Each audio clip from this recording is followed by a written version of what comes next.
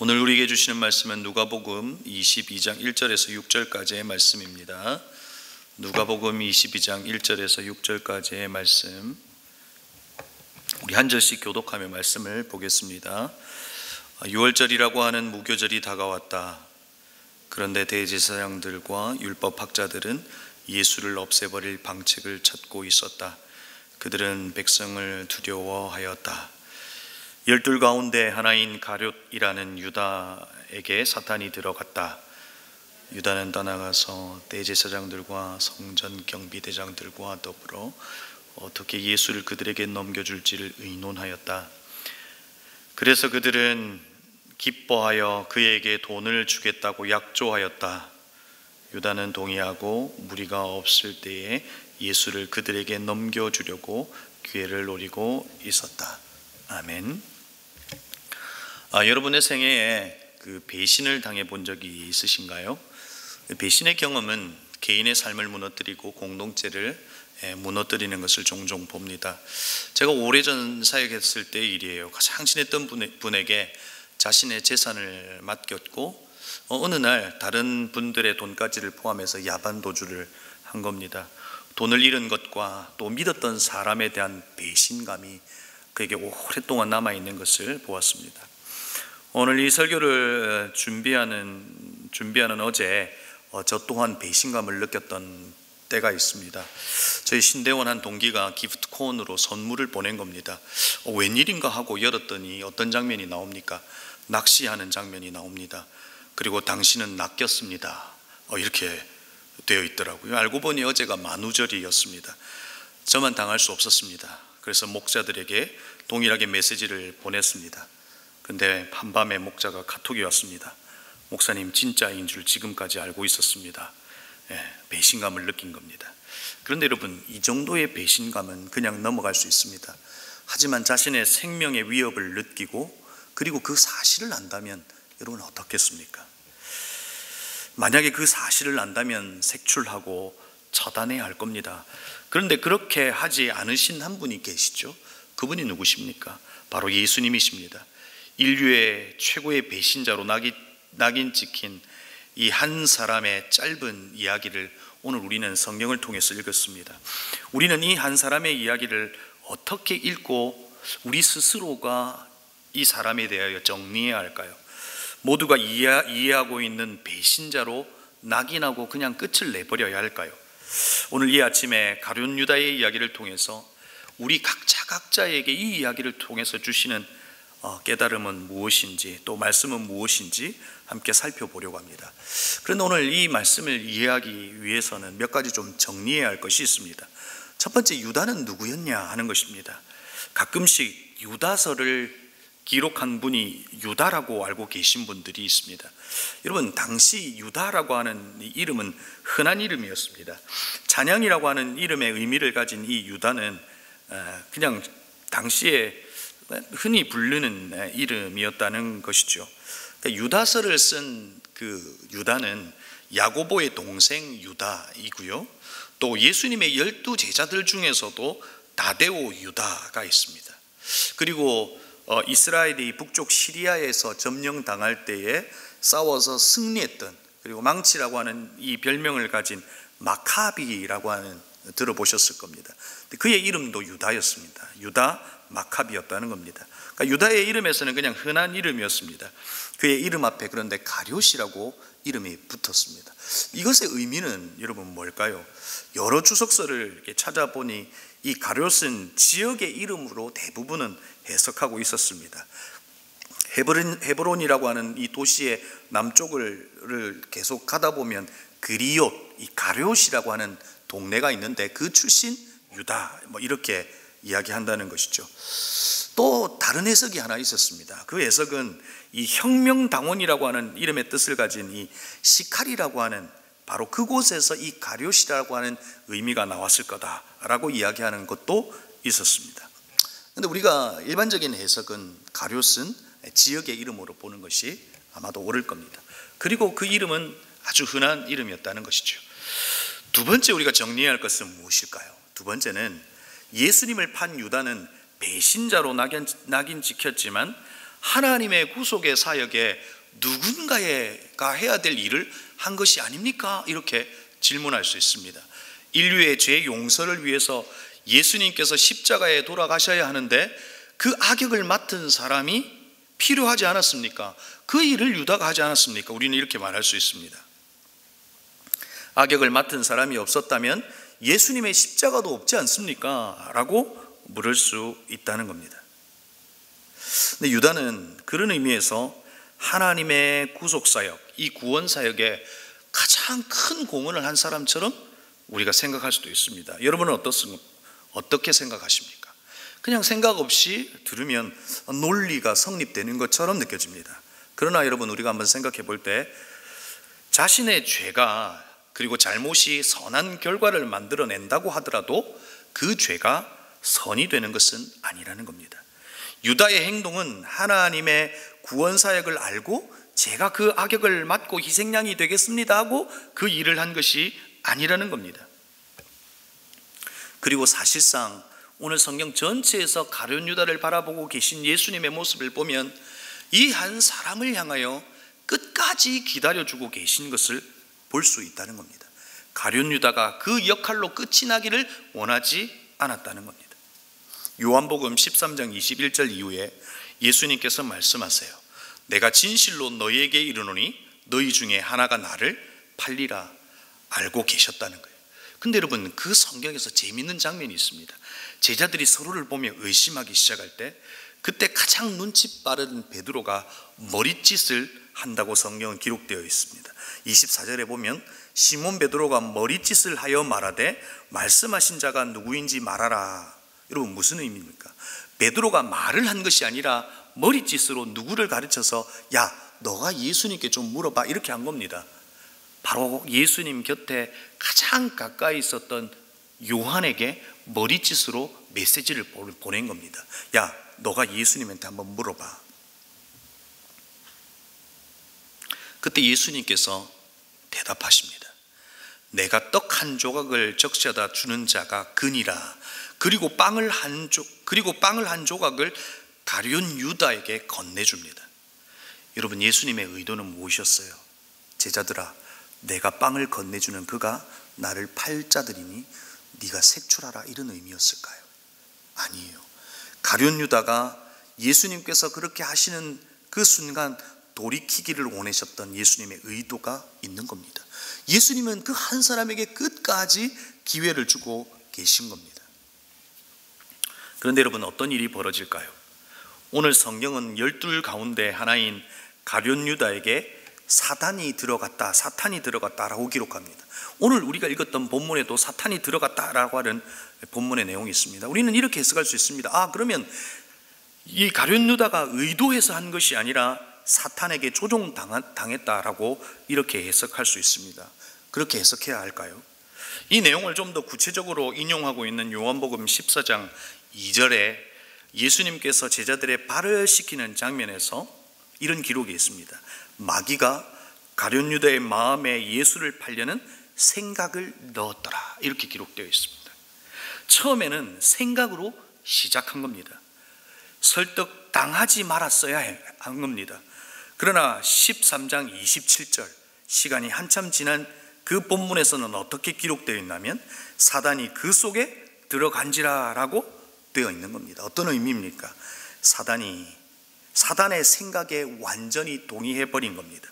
바리새인과 서기관들이 이행하고자 했던 예수 죽이기의 그 게임에 나도 합류를 해버린 겁니다. 그것이 사단이 그에게 들어갔다라고 한 의미로 해석할 수 있는 겁니다. 가장 비극적인 제자가 되는 순간이죠. 근데 왜 이렇게 했을까요? 오늘 성경은 돈을 주기로 약조했다라고 기록하고 있습니다. 자, 그러면 이렇게 볼 수 있습니다.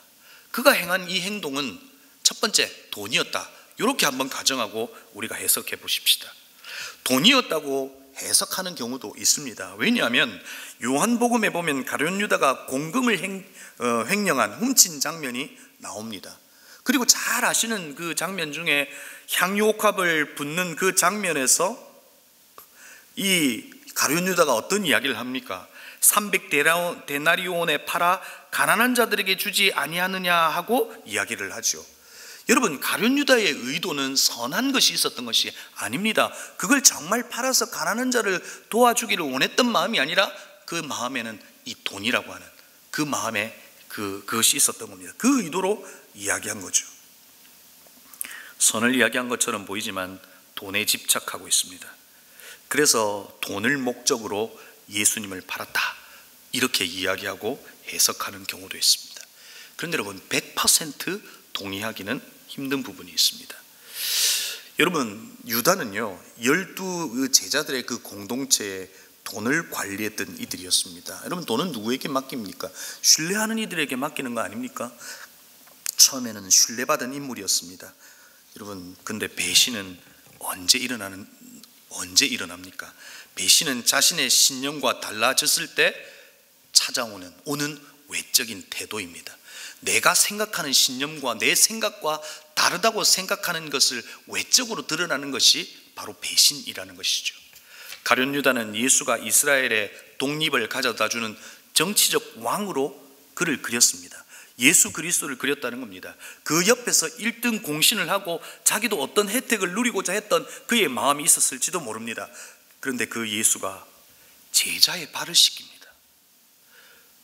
그 장면에서 마귀가 가룟 유다의 마음에 예수를 팔려는 생각을 넣었다라고 기록하고 있습니다. 어떤 의미에서 해석할 수 있습니까? 자신의 생각과 다른 예수의 모습을 본 겁니다. 이스라엘을 구한 마카비와 같이 마치 장군의 모습으로 이 이스라엘의 독립을 위해서 예수 그리스도가 서 계셔야 하지만 자기의 생각과는 달랐습니다. 제자들의 발을 씻기는 가장 나약한 모습의 예수 그리스도를 본 겁니다. 그는 제자들에게, 그리고 많은 사람들에게 뭐라고 이야기합니까? 넓은 문이 아니라 좁은 문으로 가라고 이야기합니다. 예수님을 바라보면서 자신의 신념과 생각과 다른 이라고 생각했던 겁니다. 그것이 외적으로 드러난 겁니다. 그것이 배반이고 배신이었다는 것이죠. 예수님께서 말씀하시는 하나님의 나라와 자신이 생각하는 나라가 너무 달랐던 겁니다. 자신의 기대와 방향이 무너져 버린 겁니다. 그런데 여러분, 이 모습 속에 사실은 누가 보입니까? 오늘 우리는 가룟 유다를 배신자로 낙인 찍는 것으로 끝이 나버리면 안 된다는 겁니다. 이 모습 속에서도 우리의 모습이 있을 수 있다는 겁니다. 예수를 따르고 살아가고 있습니다. 예수님을 사랑한다고 말하고 있습니다. 그런데 여러분, 우리는 무엇을 사랑합니까? 예수의 능력을 사랑하지 않습니까? 하나님의 능력을 사랑하지 않습니까? 예수님이 나의 소원을 이루어주기 위한 도구로 생각하고 있는 우리의 모습을 보고 있다는 겁니다. 정말로 그분 그 자체로 사랑하시냐 하는 겁니다. 이것을 오늘 우리는 보아야 합니다. 가룟 유다를 그냥 낙인하며 배신자로 끝나는 것이 아니라 이 모습 속에서 나를 보아야 한다는 것입니다. 오늘 본문의 시작이 유월절이라고 하는 무교절의 절이 다가왔다라고 기록하고 있습니다. 누가복음의 특징은 누가가 역사학자였기 때문에 그 시와 때와 그리고 그 인물을 정확하게 기록하고 있습니다. 오늘 유월절이라고 하는 무교절이 다가왔다라고 시작하죠. 여러분, 유월절이 어떤 날입니까? 문설주의 피를 바르고 재앙을 면한 날입니다. 그 재앙을 넘은 날입니다. 죽음을 뛰어넘은 은혜의 날입니다. 이스라엘은 1월 14일을 유월절로 지키고 그리고 1월 15일부터 일주일 동안 무교절로 지킵니다. 누룩을 넣은 빵을 먹으며 광야에서 하나님께서 자신을 구원해 주셨던 그 구원의 역사를 기억하면서 그 시간을 보냅니다. 지금도 무교절이 되면 이스라엘은 온 집을 청소하기 시작합니다. 집안에 누룩과 같은 것이 없는지를 확인하고 청소합니다. 그런데 여러분, 한번 생각해 보십시다. 유월절은 하루였습니다. 그 하루의 주의 은혜를 경험한 겁니다. 무교절은 7일이었습니다. 여러분, 오늘 제가 이 무교절과 유교절을 이야기하면서 여러분에게 이야기하고 싶은 것이 무엇입니까? 이 가룟 유다라고 하는 이 한 사람을 볼 때 안타까운 겁니다. 가룟 유다에게 무교절과 같은 시간이 없었다는 겁니다. 자신을 돌아보고 자기 성찰의 시간이 없었다는 겁니다. 여러분, 오늘 우리에게 무엇이 필요한 겁니까?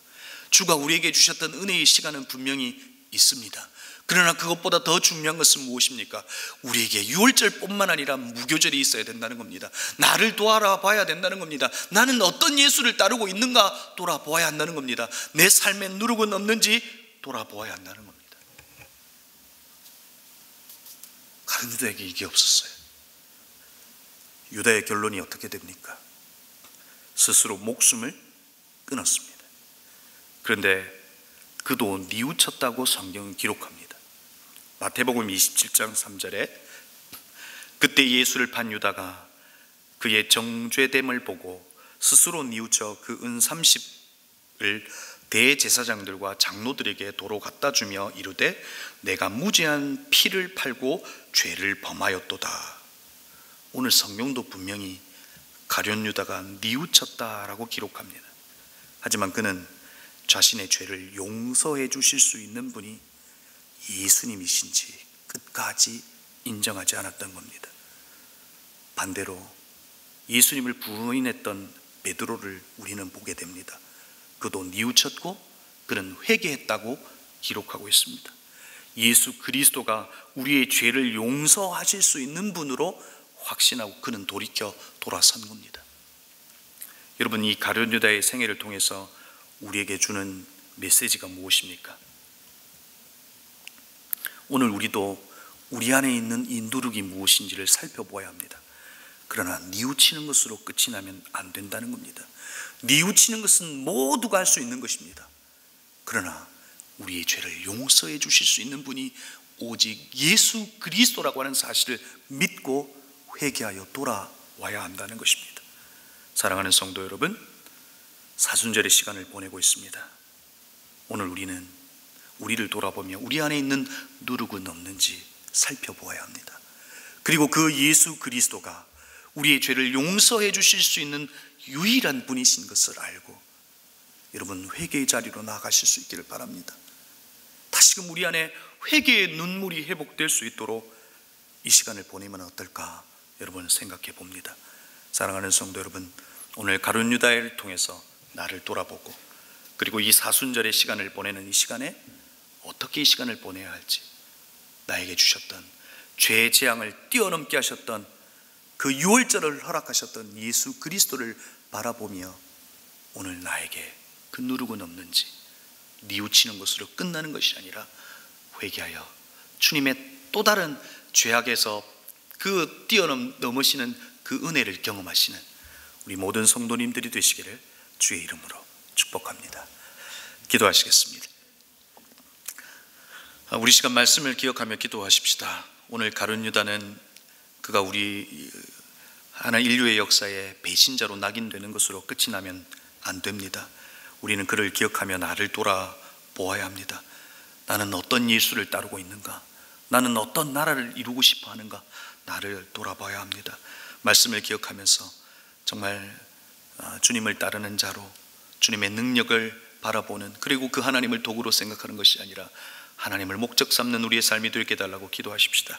오늘 두 번째 기도할 것은 우리의 모든 예배를 위하여 기도했으면 좋겠습니다. 내일 주일의 예배와 또 모든 가정의 예배와 또 주일 교육부서의 모든 예배 가운데 주님을 만나는 예배가 되게 하시고 예수 그리스도의 십자가의 사건이, 그 부활의 사건이 재현되는 시간이 될 수 있도록 하나님 그 예배를 주장하여 달라고 기도하십시다. 마지막으로 기도할 것은 우리 다음 세대를 위하여 기도했으면 좋겠습니다. 이 시대 가운데 있는 우리의 다음 세대의 믿음을 붙들어 달라고 기도했으면 좋겠습니다. 특별히 여러분에게 요청드리고 싶습니다. 우리 청년들도 오늘 새벽에 기도의 자리에 나와 있는데 우리 청년들을 위해서 기도했으면 좋겠습니다. 하나님, 정말 이들의 주인이 예수님이 되게 해주십시오. 사람에게 끌리는 인생들이 되지 않게 하시고 주님께 이끌림을 받는 믿음의 청년들이 되게 해달라고 우리 기도의 제목과 함께 여러분이 가져오신 개인적인 기도의 제목으로 이 시간 합심으로 함께 기도하시겠습니다.